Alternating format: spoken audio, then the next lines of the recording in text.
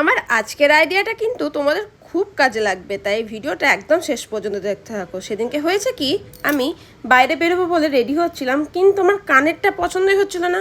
আমি চাইছিলাম একটা ম্যাচিং কানের।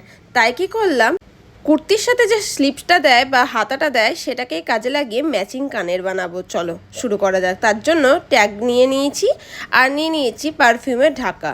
পারফিউমের ক্যাপের মাপ নিয়ে দুটো রাউন্ড কার্ডবোর্ড কেটে নিলাম, তারপরে সেটাকে গ্লু দিয়ে পেস্ট করে দিলাম কাপড়ের মধ্যে। তারপরে কেটে রাউন্ড করে মুড়িয়ে দিলাম। তবে মাথায় রাখতে হবে কাপড়ের উল্টো দিকটাতে পুরোটা করতে হবে, যাতে সোজা দিকটা সামনের দিকে থাকে। সেমভাবে আরও একটা বানিয়ে নিলাম। তারপরে নিয়ে নিলাম কিছু সিলভার গিনি, সেটা আঠা দিয়ে পেস্ট করতে থাকলাম। দুটো বানানো হয়ে যাওয়ার পরে সেটা শুকোতে দিলাম, আর তা করতে করতে নিলাম ঝুমকো আর কড়ি। তারপরে সুতোর সাহায্যে ঝুমকো প্রথমে, তারপরে কড়িগুলোকে ঠিক এরকমভাবে গেঁথে নিলাম। কাপড় আর গিনিটা শুকিয়ে গেলে সেটার সাথেও পুরোটা অ্যাটাচ করে নিলাম।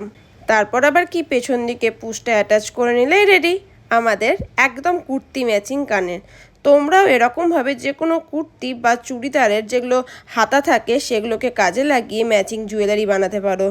কি গো, কেমন লাগলো আজকে আমার এই ইয়াররিংটা আর আমার এই আইডিয়াটা? তোমরা কিন্তু কমেন্ট বক্সে জানাতে একদম ভুলবে না, আর আমাকে পরে কেমন লাগছে সেটাও কিন্তু তোমরা কমেন্ট বক্সে জানাতে ভুলবে না। আজকের মতো এই পর্যন্তই, টাটা, বাই বাই।